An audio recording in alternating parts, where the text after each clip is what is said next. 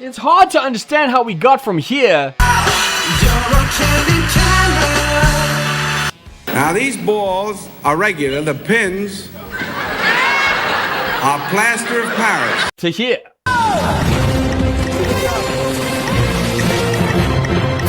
In 1948, reality TV was a guy getting pranked by a mirror.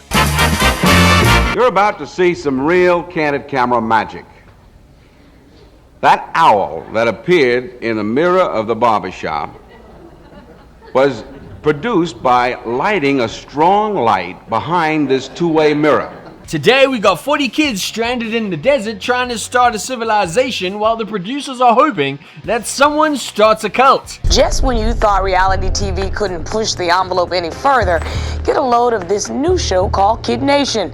Just 40 kids with a chance to build their own society. Our work is cut out for us. This is the first time that he's ever been away from home his entire life. They're not willing to intervene because money trumps responsibility when it comes to television. Kid Nation, Kid Nation, Kid Nation, Kid Nation, Kid Nation, Kid Nation rule.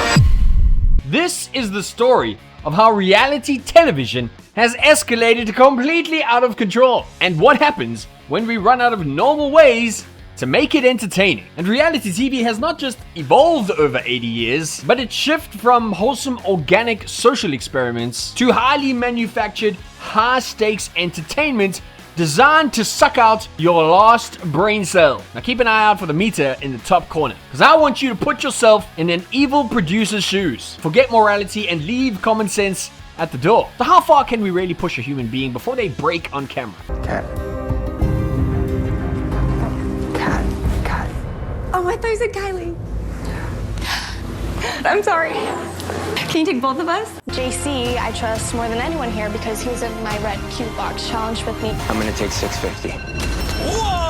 This is never gonna happen. This is not going to happen. They can't do this to 7 people. You know how you tell me this is the best sex of your life? Have you noticed that I don't return the compliment?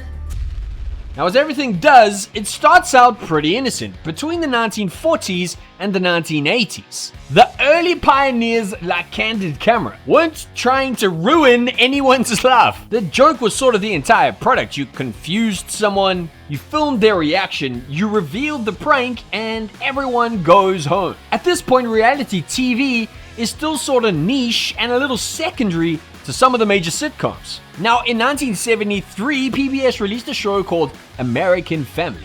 The series is about the William C. Loud family of Santa Barbara, California. And in essence, it's basically taking a camera and pointing it at an ordinary family, and then discovering that regular domestic life had enough dysfunction in it for it to sustain 12 hours of television. The thing is, there weren't any elaborate twists or like competition mechanics. The camera was just there to watch. Now, between the 1990s and the 2000s, we got mega hits. So as we entered the 90s era, networks and studios figured out a diabolical formula that would send reality TV into the stratosphere.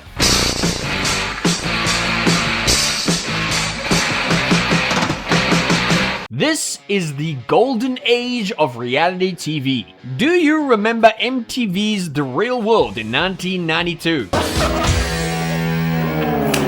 And that douchebag by the name of David that everyone loved to hate. I mean, holy shit, put a bunch of strangers in a house, hand them cameras, and wait for someone to become the equivalent of a human car crash.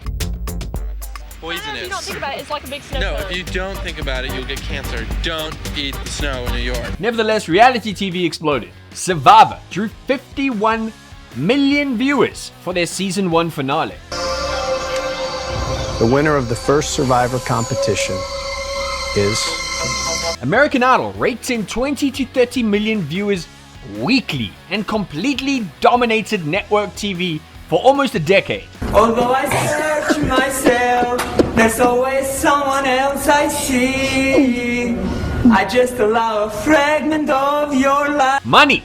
Money is the source of all evil. Money created the incentive to push contestants further and further. Now producers are using social isolation, physical hardship, voting mechanics, and more importantly, they started casting very distinct personalities. You know the ones I'm talking about. The bitch, the crazy one, the drama-fueled one, the funny one. And even for that moment, it was still pretty organic. Ask someone to do something for $50 and they'll tell you to get stuffed. Put $50,000 on the table and they will eat cockroaches.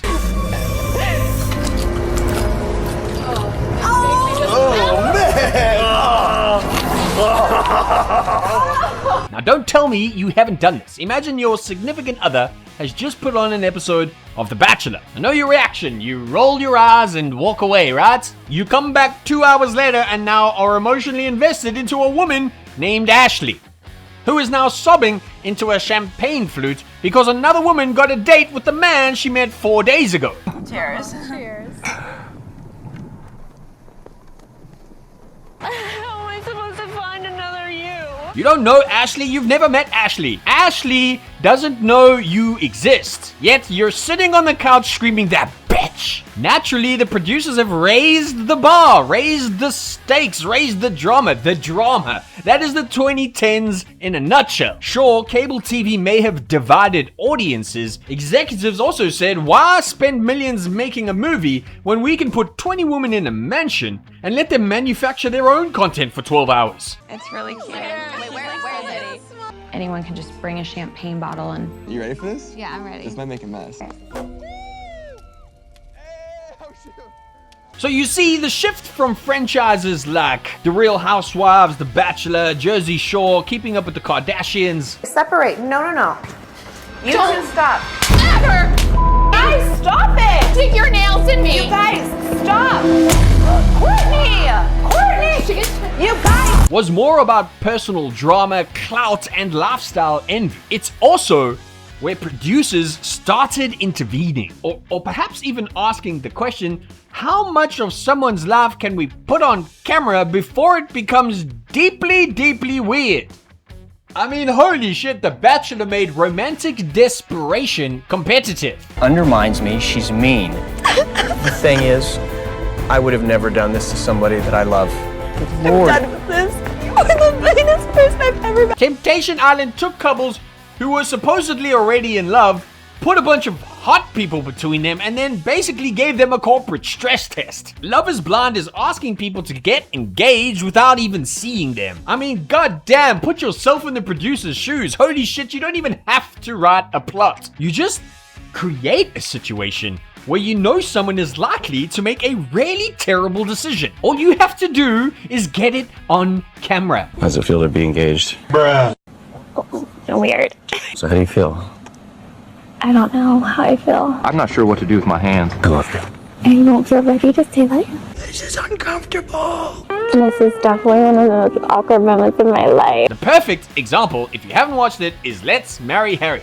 It's 20 women who are already engaged and then put in the same house as a ravenous fuckboy, and he does exactly what you think he does. I swear to God, I don't really like reality TV, except for Below Deck and Survivor. And Squid Games. Don't forget the Beast Games. But my wife does, and I think any deity you want every day, that she is on the side of light. Because if she was an evil producer, we would get some of the greatest reality TV shows ever made. It's an obvious statement to say that people are inherently very messy, and it's why when we enter the streaming era and the algorithmic high concepts of the 2020s, things start escalating. Cash bonuses for nudity, cat fights, 911 calls. It's gonna be good TV, just trust me. Action. Back in the day, the camera was just the camera, but now it's another person or character entirely, because reality TV is now global. You don't have to wait a week for an episode. A show drops on Friday, and by Sunday, you've watched 12 hours of people become the absolute worst versions of each other while the internet decides who the villain is, who the celebrity is, and who we should publicly execute in the comments. I mean, Love is Blind, the traits is too hot to handle. The shows themselves have become increasingly engineered around one thing. How much shit can we throw at these people before something interesting happens? You have been lying to my face. I have not been lying to your face. Yes, Monica, for 3 months you have sat here with us and not told us the truth. Love is Blind asks you to get engaged to someone you've never seen, only to discover later that the person you thought was perfect has the personality of a serial killer. I felt so disconnected from you tonight. It was so strange for me. It was odd. You were the only person who wasn't coming up to me like being like lovey and like, why couldn't we do that like everyone else was? I kissed you more than anybody kissed their woman tonight. This isn't will they or won't they? This is I know they won't, and I know I don't want them to. Then you watch Beast Games and you're sitting on your couch wondering, would I give up $1 million for 5 to 10 strangers? Fuck no! The show isn't just testing contestants anymore, it's testing you from the other side of the screen. What's even crazy is that the prize isn't always even the point nowadays. Sometimes the real reward is what happens after the cameras have finished rolling. Brand deals, music deals, influencer clouds, social media brands. Whatever the algorithm decides you're famous enough to sell. That is the Black Mirror part of all of this. The camera isn't simply recording what happens anymore. It's part of the ecosystem creating it, feeding the contestants into an audience that can make someone a celebrity, or a villain, or a meme before they've even gone home. And it's all arriving in 4K HD at high velocity, baby, with every new show trying to make the last one look fucking insane. Now look, I'm not saying this is actually gonna happen, but if we follow the natural curve of progression for reality TV, it's gonna be more drama, higher stakes, bigger stunts, more contestants, extreme psychological warfare. So where does that curve actually peak? In the 2000s, we put people on an island and made them eat bugs. In the 2020s, we're burying people alive. So logically, in 2030, executives are going to run out of legal ways to torture influencer hopefuls. And someone in a pitch meeting is gonna ask the $1 million question. What if someone actually died? Could you just imagine how the pitch would look? Okay guys, look, we can't actually kill anyone because legal wouldn't approve it, but what if they're on death row? Coming this fall on streaming. 12 inmates on death row compete in a high-stakes 100-mile obstacle course.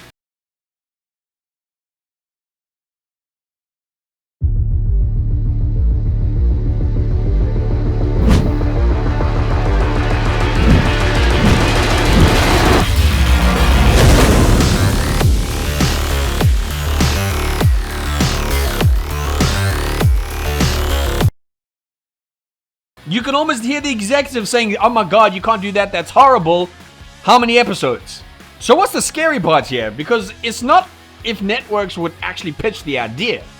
It's that if Netflix dropped Gladiator Live on Friday, half of us would watch it, and the other half would make TikTok reaction videos about who had the better character arc. Because really, that is the dirty little secret of reality TV's evolution. The shows didn't just get crazier because producers got greedier. They got crazier because we got bored. Every time we got used to a level of shock value, the baseline sort of resets. Yesterday's psychological torture becomes tomorrow's background noise. I mean, it's a pretty uncomfortable part of all this because producers aren't really working in a vacuum. We keep moving the goalposts. What would have had us glued to TV 5 years ago is sort of now something we scroll past while we're looking for the next clip. And that's really it. 80 years ago, we laughed at a guy getting pranked by a talking mailbox. Today, we're watching people psychologically unravel in 4K and then asking, why isn't the next season crazier? So maybe the question isn't where reality TV goes next. Maybe it's how far we